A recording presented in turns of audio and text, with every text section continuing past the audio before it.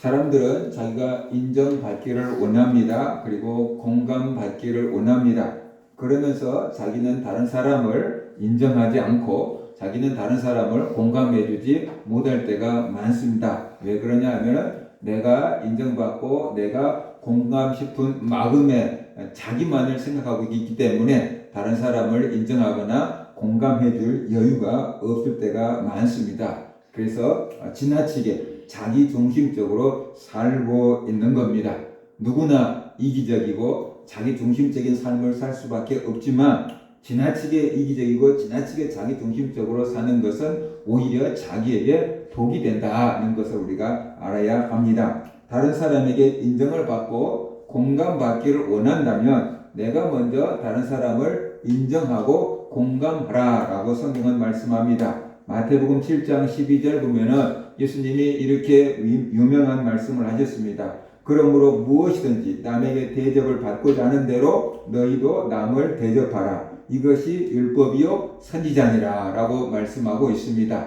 다른 사람들을 이렇게 칭찬하라. 그러면 자기도 칭찬을 받을 거다. 어제 선사 축제가 있었잖아요. 거기에 공연을 잠깐 봤더니 그 아나운서가 자기가 연예인들 중에서 누구를 닮은 것 같냐 라고 했더니 어떤 사람이 박보검 닮은 것 같다라고 이렇게 얘기를 하니까 어머니는 이영애 닮은 것 같습니다 라고 이렇게 얘기를 하는 거예요.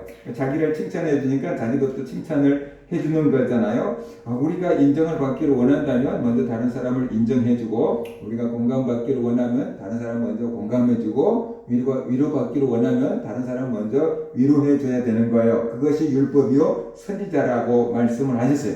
그런데 우리는 내가 할 일은 하지 아니하고 받을 것만 자꾸만 내가 인정받고 칭찬받고 공감받고 위로받기만을 원하고, 누가 그런 거 해준 사람 없나? 나에게 그렇게 해준 사람 아무도 없어 라고 이렇게 실망하면서 살 때가 얼마나 많이 있느냐라는 것이에요. 그래서 내가 배고픈 사람이 먼저 밥 먹자라고 하는 것처럼 내가 먼저 인정해주고 공감해주고 칭찬해주고 격려해줄 때 나에게도 그런 것이 돌아오게 된다는 것을 우리가 알아야 될 것 같습니다. 예수님은 최고의 위로자입니다. 그런데 왜 예수님이 최고의 위로자인가 우리가 한번 생각해 봐야 돼요. 하나님의 아들이니까, 전능하신 하나님이니까, 우리의 모든 형편과 처지를 다 아시니까 우리를 위로할 거다라고 생각하는데 그 이유만 있는 것이 아닙니다. 예수님이 최고의 위로자가 될 수 있었던 이유는 그가 누구보다도 많은 고난을 겪었기 때문이다 라고 성경은 말씀합니다. 예수님은 우리가 당할 수 있는 모든 고난을 다 당해봤습니다. 우리가 당하는 시험을 다 당해봤습니다. 그렇기 때문에 우리를 다 이해하시고 우리를 공감하실 수 있다라고 성경은 말씀합니다. 히브리서 4장 14절 16절 보면은 그러므로 우리에게 큰 대제사장이 계시니 승천하신 이 곧 하나님의 아들 예수시라. 그가 믿는 도리를 굳게 잡을지어다. 우리에게 있는 대제사장은 우리의 연약함을 동정하지 못하신 이가 아니요 모든 일에 우리와 똑같이 시험을 받으신 이로되 죄는 없으시니라. 그러므로 우리는 공률하심을 받고 때를 따라 돕는 은혜를 얻기 위하여 은혜의 보좌 앞에 담대히 나아갈 것이니라 라고 말씀했습니다. 히브리서 4장 15절 우리에게 있는 대제사장은 우리의 연약함을 동정하지 못하실 리가 아니요 라고 말했어요. 우리의 동정한다 라고 생각했는데 우리는 좀 불쌍히 여긴다라는 그런 뜻으로 볼 수 있잖아요. 그런데 NIV 성경에는 empathize 그랬어요. 그래서 네이버 사전을 찾아보면 특히 자기 경험에서 우러나 공감하다라고 말씀을 하고 있는 겁니다. 그러니까 예를 들어서 머리로 그냥 생각해서 공감해 주는 게 아니고 몸으로 느끼고 경험해서 공감하는 거예요. 내가 아파보지 않는 사람은 아파본 사람의 마음을 다 공감이 잘 안 돼요. 내가 가난해 보지 않으면은 밥을 못 먹을 거 가난한 사람들의 이해가 잘 안 돼요.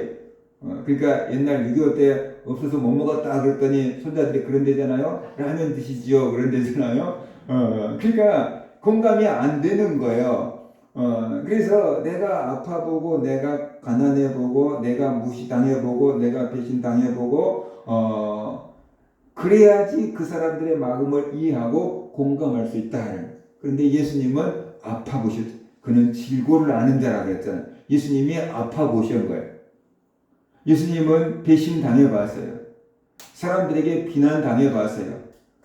이게 채찍질, 매도 맞아봤어요. 밥도 굶어봤어요. 없어서도 굶었고 먹을 겨를도 없이 굶었고. 그러니까 예수님이 아마 삐쩍 말른 예수로 나오는 거죠. 그죠? 십자가에서 굉장히 빨리 돌아가셨잖아요. 체력이 뒷받침이 안 된 거예요. 그러니까 굉장히 빨리, 다른 사람보다 훨씬 빨리 돌아가신 거예요. 그리고 예수님은 죽음의 두려움과 공포도 느껴봤어요. 그러니까 십자가를 앞에 두고 내가 심히 고민하여 죽게 되었다라고 말하잖아요. 그러니까 예수님이 십자가의 그 두려움과 공포, 죽음에 대한 공포도 느껴봤다는 거예요. 예수님이니까 우리 같은 사람이야 죽음이 두렵고 무섭고 피하고 싶지만 예수님은 하나님의 아들이고 죽은 다음에 다시 살아날 것을 아셨는데 뭐 죽음이 두려웠을까? 뭐 죽음 때문에 공포심을 느꼈을까? 근데 그게 아니라는 거죠. 예수님도 그 십자가를 앞에 두고 내가 고민하여 죽게 되었나이다 그러잖아요. 그러니까 예수님도 우리와 같은 극심한 스트레스를 당해봤다는 거죠. 그죠? 그러니까 사람이 당할 수 있는 그 극한 고통을 예수님이 다 당해보신 거예요. 그러니까 우리가 당한 고난을, 고통을, 아픔을 능히 이해하고 공감해 줄 수 있고 위로해 줄 수 있다라고 지금 성경은 말씀을 하고 있어요. 그래서 우리가 이 예수님 앞에 담대히 나가라고 했어요. 16절 보면 그러므로 우리가 긍휼하심을 받고 때를 따라 돕는 은혜를 얻기 위하여 은혜의 보좌 앞에 담대히 나갈지니라. 긍휼하심을 받는다라는 것을 현대인의 성경에서는 불쌍히 여기심을 받는다라고 했고 세번역에서는 자비를 받고라고 번역을 했어요.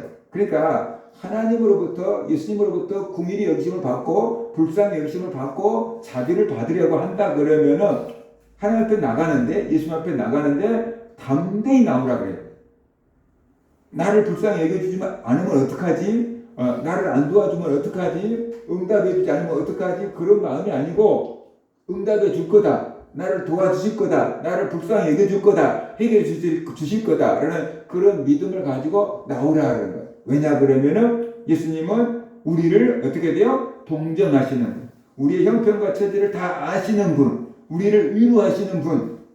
그분이라는 거예요. 그러니까 당연히 우리를 도와주시고 우리에게 위로를 주시고 우리에게 힘을 주실 거다. 그 믿음을 가지고 주 앞에 나오라 라고 얘기하고 있는 거예요. 주 앞에 나와서 기도하고 찬양하고 예배할 때 주님께서 우리를 만나주시고 지혜를 주시고 위로를 주시고 소망을 주시고 능력을 주실 거다라는 거예요. 우리가 부르는 찬송가 86장 1절 가사를 보면은 내가 늘 의지하는 예수 나의 상처 입은 심령을 불쌍하게 여기사 위로하여 주시니 미쁘신 나의 좋은 친구 그랬어요. 2절을 보면은 주의 손 의지하고 살 때 나를 패할 자가 없도다. 예수께서 내 마음을 크게 위로하시니 미쁘신 나의 좋은 친구라고 가사가 되어 있어요.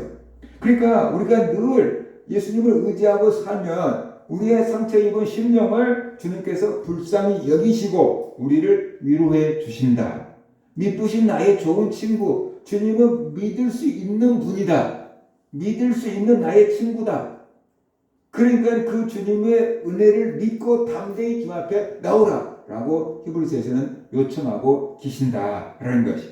우리가 주님의 위로를 구하기보다는 세상의 위로를 구하고 사람들의 위로를 구해서 이리저리 기웃거릴 때가 얼마나 많이 있느냐. 나를 알지도 못한 인터넷에서 SNS에서 나를 알지도 못한 사람이 올려놓은 그 글 하나 갖고 위로받으려고 얼마나 헤매고 있느냐라는 거죠. 참 위로자 되시는 주님의 위로를 구하라. 주님 앞에 나오라 라고 지금 말씀을 하고 있는 겁니다. 그러니까 우리가 힘들고 어려울 때 주님의 위로를 찾고 주님의 위로를 구할 수 있는 사람들이 되시기를 주의 이름으로 축원합니다.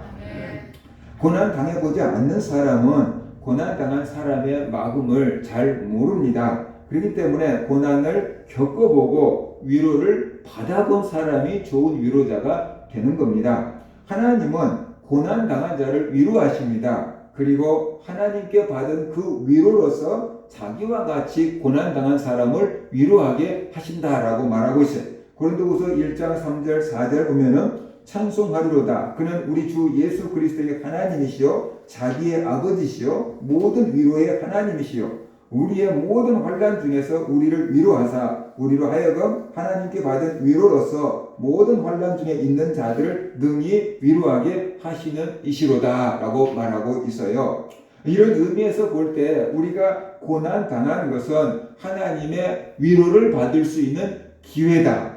그리고 하나님께 받은 위로로서 다른 사람을 위로할 수 있도록 훈련하는 과정이다 라고 말하고 있어요. 고난을 당합니다. 그런데 어떤 사람은 이 고난을 대처하는, 생각하는, 대하는 방식이 이렇고 어떤 사람은 저래요. 그러니까 막 럭키비키 막 한다며요. 긍정적인 생각을 한다고 하잖아요.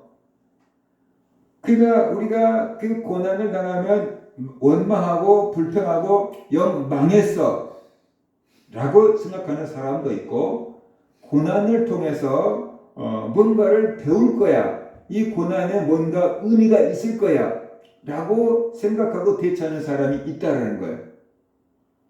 근데 이 고난을 통해서 뭔가 뜻이 있을 거야, 이 고난을 통해서 뭔가 배울 게 있을 거야 라고 하는 사람이 훨씬 더 쉽게 고난을 이긴다라는 거죠. 세상에 어떤 일인가 그걸 잠깐 프로그램을 봤어요. 아마 옛날에 방영된 것 같은데, 뇌병변 1급 장애예요. 그래서 온 손이 막 이렇게 떨려요. 그러니까는 뭐 15살 때까지인가 계속 누워 있었대요. 움직이지도 없고. 근데 유독 발만 안 떨린대요. 손이 막 이렇게 떨리는데, 그게 이제 그 병의 증상이 이제 떨리는 거죠. 아무것도 못 하는 거죠. 몸도 못 가니까. 근데 발가락이 움직여지는 거예요. 그래서 발가락에다가 연필을 띄고 글씨를 쓰는 것을 연습을 하기를 시작한 거죠. 그래서 이제 발가락으로 이 사람이 그 뜨개질을 해요. 그 바늘을 한 발가락으로 잡고 한 발가락으로 바늘에다가 실을 끼워요. 발가락으로. 그래가지고 뜨개질을 해요. 종이접기도 해요. 종이접기 선생님이 되는 게 꿈이래요. 그분이 커피도 타요. 포트에다가 찬물 붓고 물 끓여가지고 종이컵을 빼놓고 거기다가 커피포트를 발가락으로 들어서 이렇게 물을 붓고 프림 타고 그 다음에 커피 타고 설탕 타고 숟가락으로 다 해요. 그래가지고 PD한테 그 발가락으로 종이컵을 이렇게 집어서 이렇게 주는 거예요. 그러면서 발가락으로 주는 거지만 냄새 안 나요. 내 발 깨끗해요. 내 발은 발이 아니고 손이에요. 그리고 고구마를 사가지고 고구마를 잘라가지고 고구마 튀김을 해가지고 복지관에 있는 사람들한테 다 나눠주는 거예요. 포크를 끼고 고구마 튀김을 이렇게 뒤집어요. 이렇게. 그래서 포크를 찍어서 고구마를 튀김을 선생님들한테 주는 거예요. 근데 그분이 뭐라고 얘기를 했나 그러면 나는 부자예요 그러는 거예요. 그래서 PD가 깜짝 놀라가지고 왜 부자입니까? 그랬어요. 그랬더니 손이 4개나 되잖아요. 그러더라고요. 자기는 그냥 이 손도 있고 발이 완전히 손 역할을 해요. 세수를 다 하고 단추도 발로 다 꾸며요. 옷 떨어진 단추도. 그러니까 자기 입장에서는 이게 손이라는 거예요. 그래서 자기는 손이 4개. 다른 사람들은 손이 2개밖에 없는데 자기는 손이 4개래요. 그래서 자기는 부자래요. 럭키비키는 완전히 저리 가라. 충격적인 얘기를 하더라고요. 여러분은 부자입니까?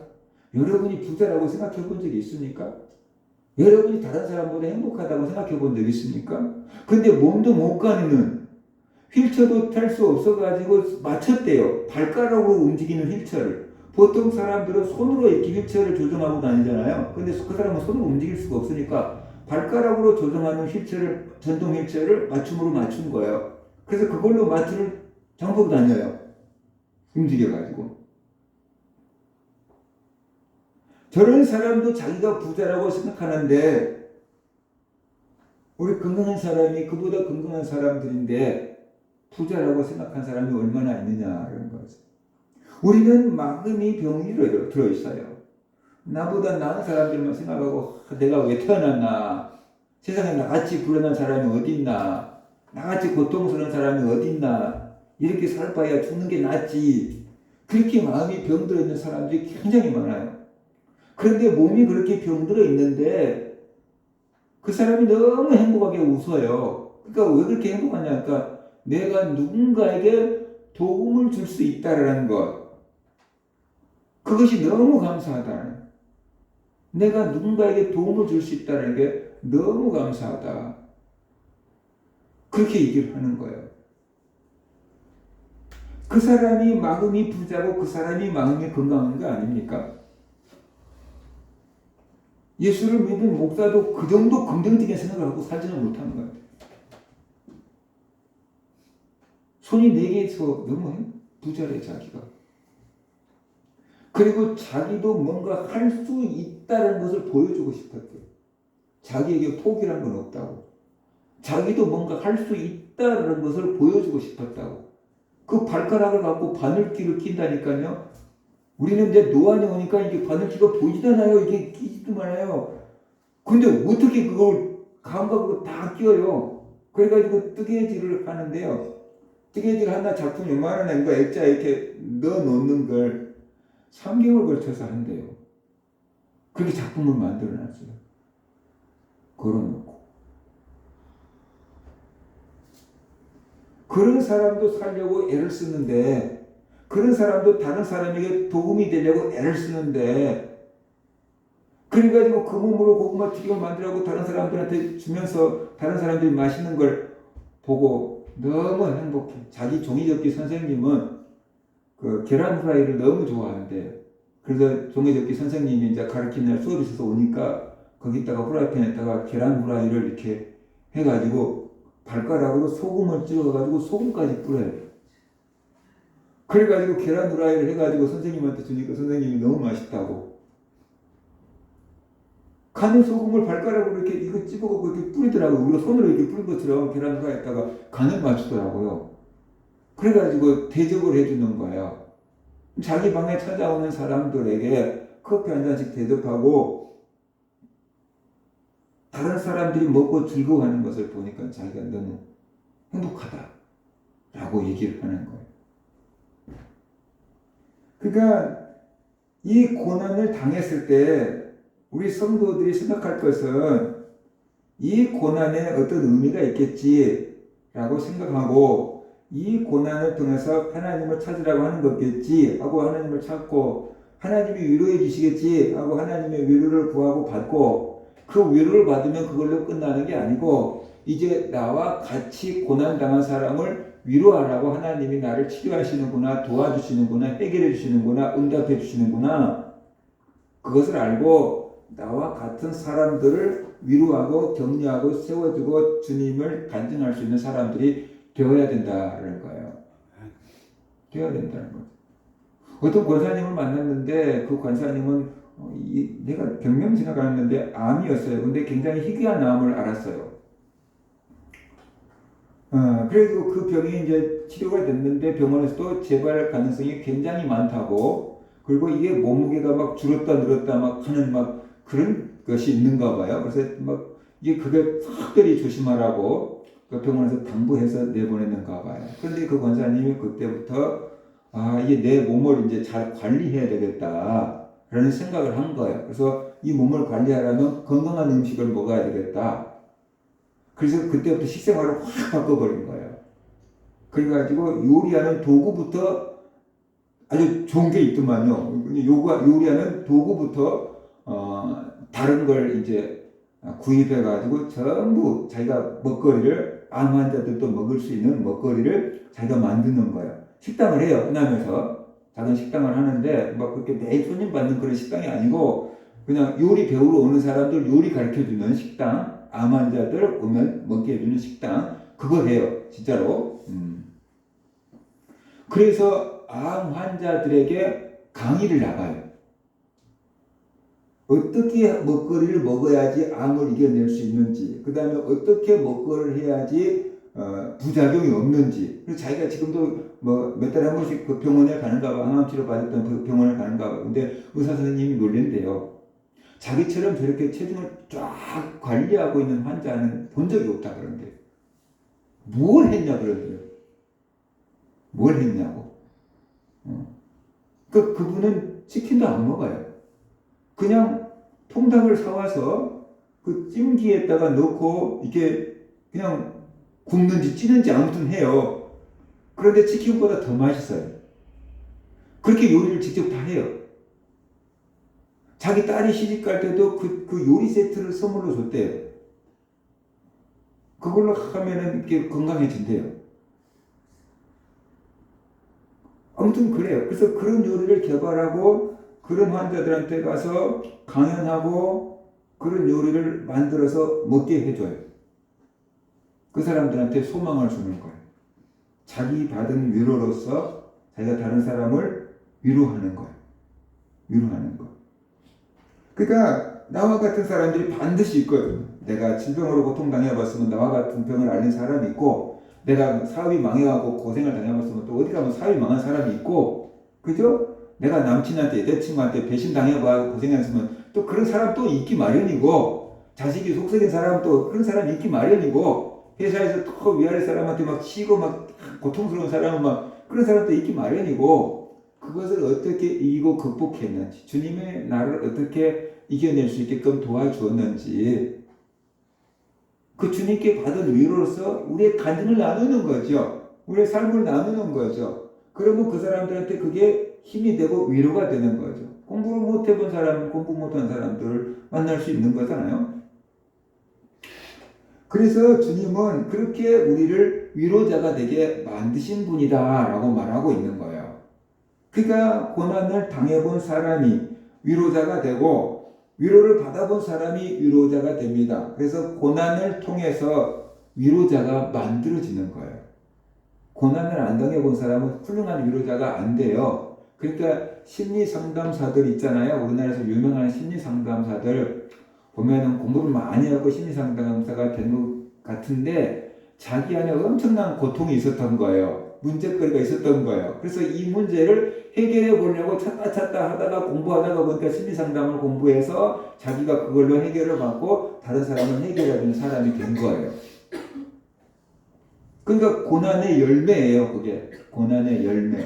그냥 만들어진 게 아니다라는 것을 우리가 알아야 됩니다. 그래서 여러분이 원치 않지만 고난을 당할 수 있어요.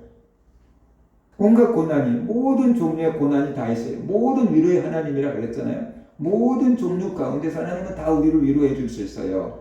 그러니까 그 고난 가운데 하나님을 찾는 거예요. 예수님을 찾는 거예요. 그리고 주님의 지혜를 받고 주님의 위로를 받고 주님의 도움으로 해결을 하는 거죠. 그랬을 때 우리가 간증거리가 만들어지는 거죠. 그죠? 간증거리가 만들어져. 그러면 나와 같은 고통을 문제를 당해갖고 갈 바를 알지 못하고 있는 사람들이 있거든요. 그런 사람들에게 우리가 간증을 하면은 그 사람들에게 위로가 되고 소망이 되고 전도가 되는 거죠. 하나님은 그것을 위해서 고난 가운데 있는 사람들을 위로한다라고 오늘 본문은 말씀하고 있잖아요. 근데 상당히 많은 사람들이 고난을 당해요. 근데 위로자가 된 사람은 별로 없어요. 왜 그러냐 그러면은 자기만 고난을 해결하고 자기만 위로받고 그걸로 끝나버린다는 거죠. 다른 사람을 위로하라고 그 사명을 주신 줄은 모른다는 거죠. 내가 이거 너무 고통스러운 일이었어요. 그러니까 생각하기도 싫어요. 그러니까 말 안 하는 거예요. 근데 내가 정말로 말하기도 부끄럽고 창피하고 고통스러운 일이지만 내가 경험해 온 거라면 나만 가지고 있는 유일한 이 자원일 수 있어요. 다른 사람이 없는 나만 가지고 있는 자원일 수 있어요. 그러니까 이것이 나만 가지고 있는 장점이라는 거죠. 이것을 통해서 다른 사람을 세워줄 수 있고 하나님의 영광을 돌릴 수 있는 거라는 거예요. 나와 같이 고난당한 사람들을 위로할 수 있어야만 되는데 내가 이 고난받는 거 해결했으니까 이걸로 끝나버리고 다른 사람을 돕지 않고 살아가는 사람들이 많이 있다라는 거예요. 그래서 우리는 어떠한 일을 당했을지라도 그 주님의 위로를 받고 주님의 도움을 받고 또 나와 같은 사람들이 있기 마련이다 라는 생각을 가지고 그런 사람들을 도울 방법이 없을까? 우리가 찾고 도울 수 있는 사람들이 될 때 주님의 영광을 드러낼 수 있고 위로자가 될 수가 있다라는 것이에요. 그럴 때 진정한 위로자가 되는 것입니다. 그래서 우리가 공감을 잘하고 위로를 잘하는 사람들이 있는데 어떤 사람들은 타고난 성품이 그런 사람들이 있어요. 어떤 심리학 교수가 그렇게 얘기를 했어요. 자기는 심리학 교수고 박사고 수많은 사람들을 가르친대요. 그런데 자기 시어머니는 공부를 그렇게 많이 한 적이 없대요. 그런데 자기보다 더 잘 위로하고 사람들을 잘 공감해 준대요. 그건 타고나서 그런 거예요. 타고나서. 그런 성품을 타고난 사람들이 있어요. 이런 사람들은 배우지 않아도 다른 사람들을 잘 공감하고 잘 위로를 해주는 거예요. 또 어떤 사람은 배워서 공감하고 위로하는 사람이 있어요. 심리학이나 상담학 같은 것들을 잘 배워서 또 그냥 실천을 하니까 다른 사람의 마음을 위로해주고 공감해주는 사람도 있어요. 또 어떤 사람은 위로하는 은사를 받은 사람들이 있어요. 그래서 그가 받은 은사로서 다른 사람들을 잘 위로하는 사람이 있어요. 로마서 12장 6절 8절 보면은 위로하는 것도 은사다라고 말하고 있어요. 우리에게 주신 은혜대로 받은 은사가 각각 다르니 혹 예언이면 믿음의 분수대로. 예언이 은사라는 건 우리가 알잖아요. 혹 섬기는 일이면 섬기는 일로. 섬기는 것도 은사래요. 혹 가르치는 자면 가르치는 일로. 가르치는 것도 은사예요. 그 다음에 혹 위로하는 자면 위로하는 일로. 위로하는 게 은사라는 거예요. 구제하는 자는 성실함으로. 남을 돕고 구제하는 것도 은사예요. 다스리는 자, 행정을 잘할 수 있는 자, 다스리는 자, 그것도 부지런함으로. 그것도 은사예요. 공유를 베푸는 자는 즐거움으로. 공유를 베풀 수 있는 것도 은사다라고 말하고 있어요. 그러니까 6절부터 은사에 대해서 쭉 얘기를 하다가 8절에 혹 위로하는 자는 위로하는 일로 이렇게 말하고 있는데 위로하는 게 은사라는 거죠. 하나님이 주신 선물이라는 거예요. 은사를 받아도 위로를 잘할 수 있구나. 심지어 예언하는 사람도 사람에게 예언하여 덕을 세우고 그 사람을 권면하고 위로하기 위함이라 라고 말하고 있어요. 고린도전서 14장 3절을 보면은 그러나 예언하는 자는 사람에게 말하여 덕을 세우며 권면하며 위로하는 것이요. 방언은 하나님께 하는 건데 예언은 사람에게 하는 거예요. 근데 사람에게 왜 예언을 하냐? 덕을 세우며. 덕을 세우기 위해서 예언한다. 그래서 예언한 다음에는 뭐가 따라 나오냐? 그러면 권면이 따라 나와요. 죄를 지적했죠? 그러면 회개하십시오. 그러면 용서해 주신다. 권면이 나온 거잖아요. 그 다음에 어떻게 돼요? 위로하는 것. 하나님이 용서해 주십니다. 회복시켜 주십니다. 그게 위로예요.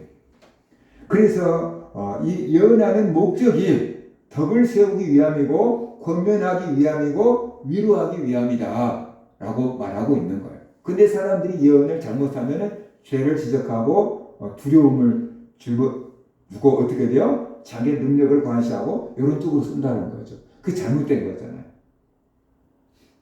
그러니까 위로하는 게 은사고 심지어 예언도 위로하는 쪽으로 예언을 해야 된다는 뜻이에요. 모든 은사가 다 사랑으로 해야 되는 것이고 사람을 세워주기 위해서 은사를 사용을 해야만 된다. 그것이 제대로 사용하고 있는 거다. 돈벌이로 사용한 것은 잘못한 거다. 남을 협박하는 것 잘못하는 거다. 잘못 쓰고 있는 거다. 이런 것을 우리가 알아야 됩니다. 욥은 엄청난 고난을 당했어요. 그 소식을 듣고 욥의 친구들이 너무 안타까웠어요. 그래서 욥을 위로하기 위해서 멀리 가까이서 욥을 찾아왔어요. 그와 함께 오랫동안 지내면서 욥을 위로하려고 했어요. 그러나 그들은 의도와 상관없이 그들은 욥을 위로하지 못했어요. 나중에 하다 한다니까 욥이 뭐라고 했냐면 너희들은 헛된 위로자들이다 라고 말했어요. 그들은 욥을 위로하려고 했는데 오히려 욥의 마음을 더 아프게 하고 욥의 상처를 후벼 팠어요. 왜 그랬냐 그러면은 위로하려고 공감하려고 하기보다는 가르치려고 했기 때문에 그래요. 네가 죄를 지었으니까 이 고난을 당하는 거지. 그래서 자꾸만 정죄하고 비난하고 회개하라고 가르치려고 했기 때문에 그런 거예요.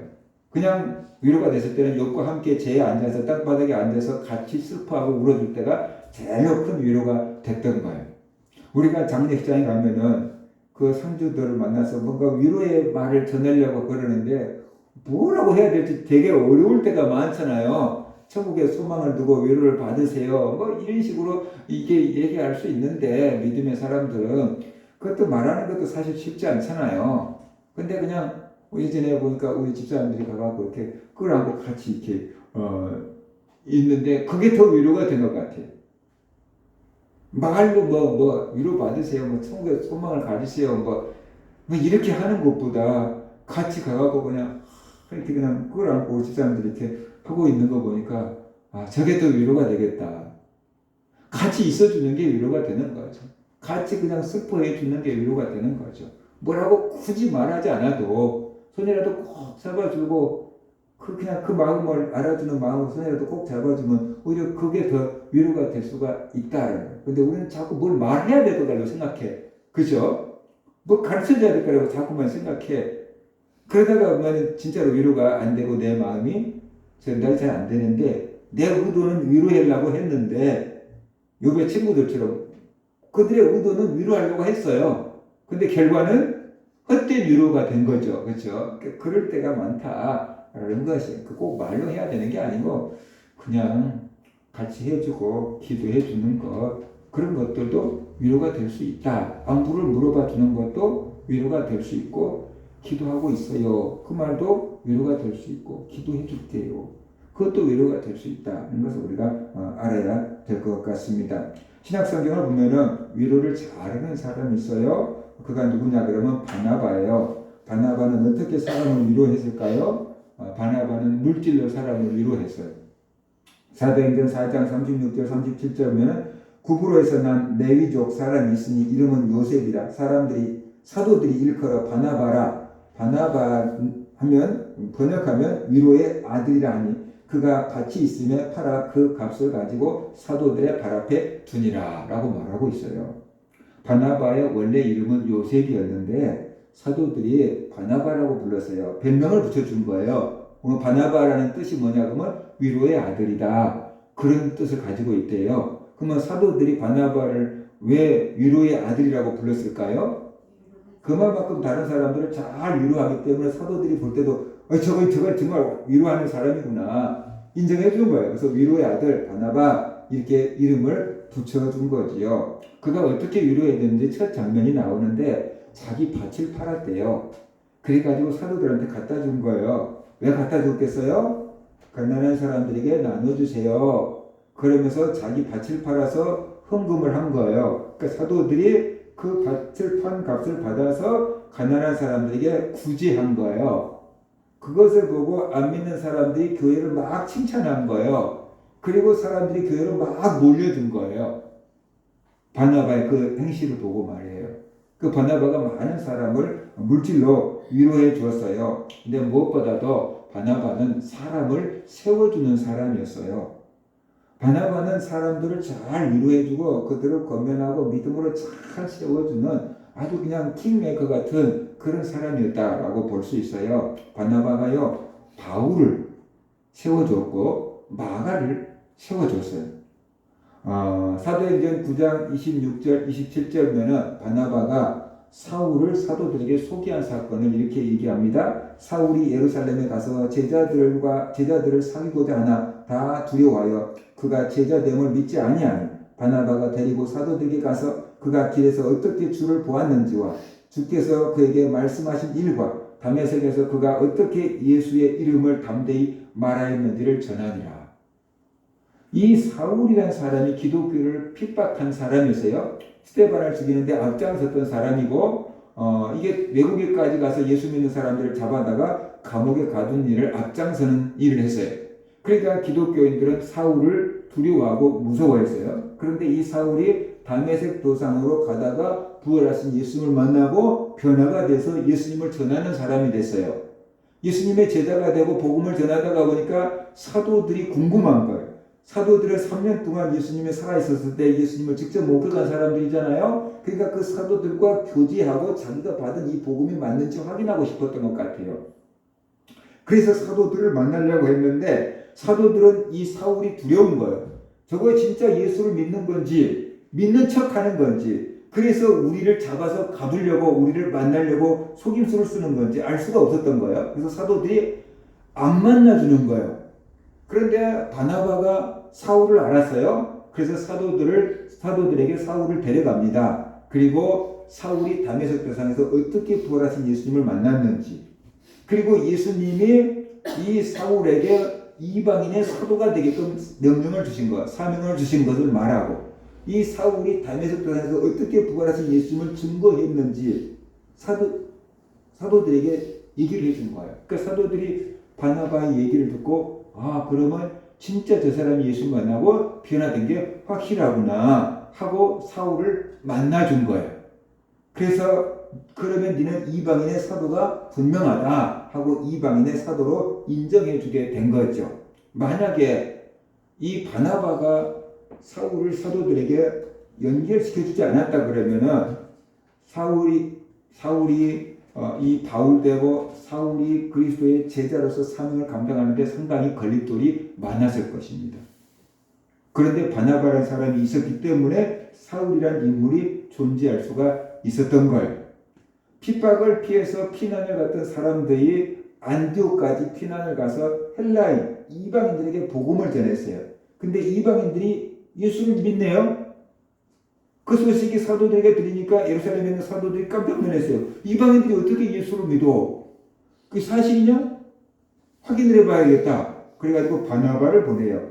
가봐라, 이방인들이 진짜 예수를 믿는지. 유대인도 안 믿는데 어떻게 이방인들이 예수를 믿겠냐? 가서 확인 좀 하라 하고 바나바를 보냈어요. 그러니까 바나바가 안디옥에 가서 보니까 안디옥 사람들이 진짜로 예수를 믿네요. 그래서 바나바가 안디옥 사람들을 모아놓고 이제 하나님의 말씀을, 성경을 차근차근 가르쳐주기 시작한 거예요. 그러니까 사람들이 막 몰려들기 시작했어요. 그래서 교회가 막 너무 크게 부흥이 된 거예요. 자기 혼자서 안디옥 사람들을 다 가르칠 수 없을 정도로 사람들이 부흥이 되어버렸어요. 그러니까 일꾼이 필요해요. 같이 일할 수 있는 일꾼이 필요해요. 그래서 바나바가 생각했어요.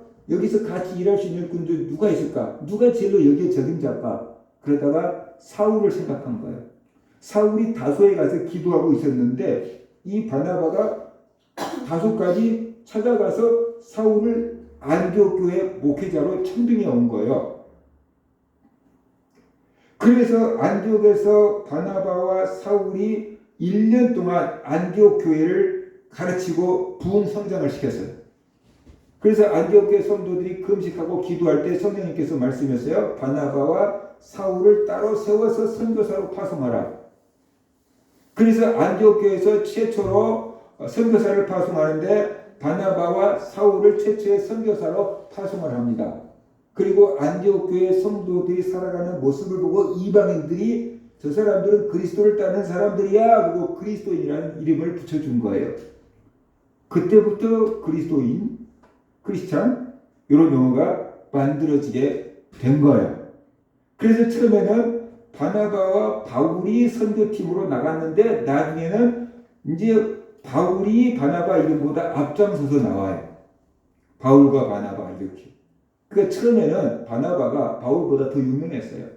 근데 나중에 그 자리를 바울에게 물려준 거예요. 그래서 바울이 바울 될 수 있게끔 해준 사람이 바로 바나바였다. 바나바가 얼마나 일꾼을 잘 세운가를 우리가 알아야 돼요. 그 다음에 바나바가 마가를 세웁니다. 그러니까 바울과 바나바가 1차 전도 여행을 갈 때 마가라는 사람을 데려갔어요. 마가라는 사람은 바나바의 조카였어요. 이 마가 다락방에서 120문도가 성령을 받았잖아요. 그 마가의 집이 부자였다는 거예요. 예루살렘에 있었다는 것이고 120명이나 들어갈 정도의 넓은 다락을 가지고 있었으니까 부자였다는 거예요. 그죠?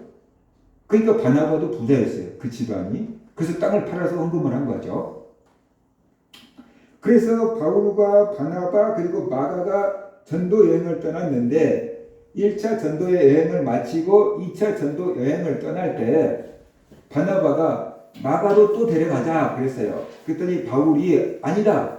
저 중간에서 일을 그만두고 도망친 마가는 데려갈 수가 없다. 저기서 충성스러운 일꾼이 아니다. 저 믿음을 나는 인정할 수 없다. 마가와 함께 안 간다. 그런 거예요. 바나바는 그래도 데려가서 훈련시키면 된다. 데려가자. 바울은 나는 제 사람하고 절대 안 가. 그래가지고 바울과 바나바가 심하게 다투었어요. 그리고 결국 타협점을 찾지 못하고 바울과 바나바가 작별, 헤어집니다.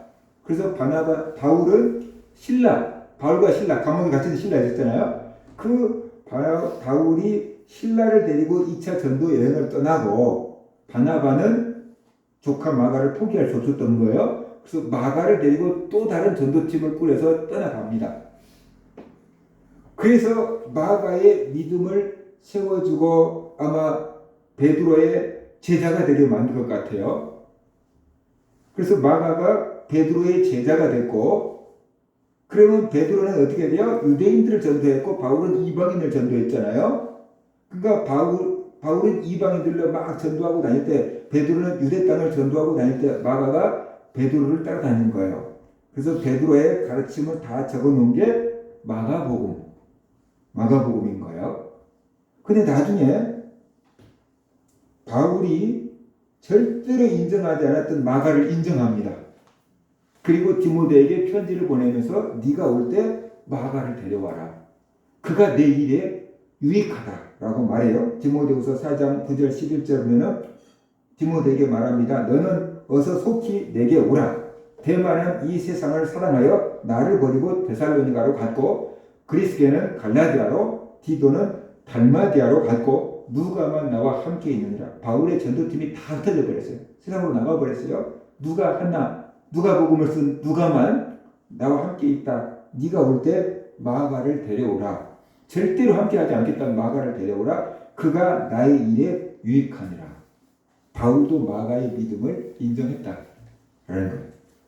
그러니까 중도에서 선교 나갔다가 중도에서 포기하고 돌아가 버린 그 마가가 베드로의 제자가 되게 하고 바울에게도 인정받는 일꾼이 될 수 있도록 세워준 사람이 누구였냐? 그러니까 누구라고요? 바나바였다는 거예요.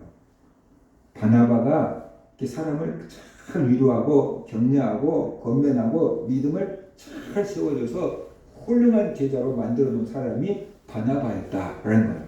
그러니까 바나바가 위로하는 그 사람이었기 때문에, 위로하는 능력이 있었고 위로하는 은사가 있었기 때문에 바울 같은 사람을 세워놨고 마가 같은 인물을 세워놓을 수 있었다라는 거죠. 그러니까 바나바 우리가 별로 중요한 인물 아닌 것 같은데, 바나바가 없었다 그러면 신약 성경이 지금 몇 개가 없어졌겠어요? 바울이 쓴 게 14권, 마가가 쓴 게 1권, 그죠? 바울 따라다녔던 누가가 쓴 게 2권. 그런다고 한다면 어마어마한 성경책이 없어져 버릴 거예요. 바나바가 없었다. 그 바나바가 얼마나 큰 일을 했는지 우리가 알아야 된다.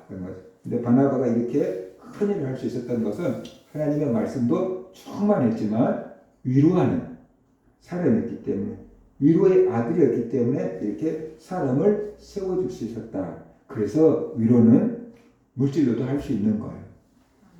힘든 사람에게, 먹을 게 없는 사람에게 식사 한 그릇 대접한 것도 어떻게 돼요? 위로한 거예요. 그 사람에게는 위로가 되는 거예요. 부산에서 호텔을 운영하던 전도사님이 있었는데, 전도되기 전에 호텔을 운영하는 사람이었는데 친구하고 동업을 했는데 친구가 부도 내고 돈 갚고 도망쳐 버렸어요. 그래서 빚을 못 갚으니까 이 사람이 경찰에 이제 수배가 된 거잖아요. 빚쟁이가 돼서 도망다니는 거예요. 기도원에 도망갔다가 기도원에서 하나님을 만난 거예요. 기도원에서 하나님을 만났어요.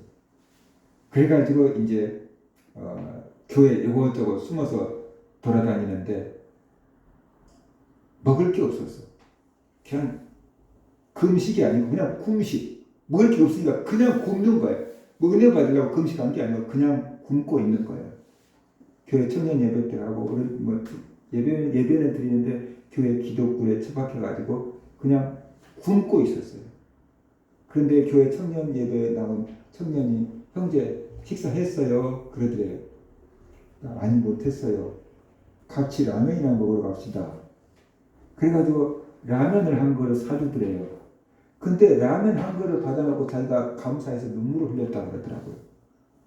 자기가 호텔 사장이었대요, 부산에서.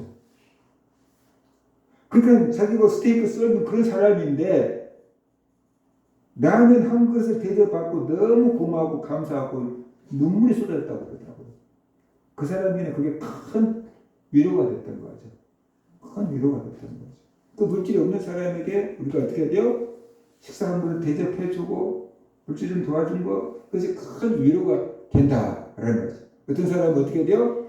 문제를 해결할 수 있는 지혜를 제공해 준 것도 큰 위로가 될 수 있는 것이고, 말 한마디 해주는 것도 큰 위로가 될 수 있는 것이고, 그죠?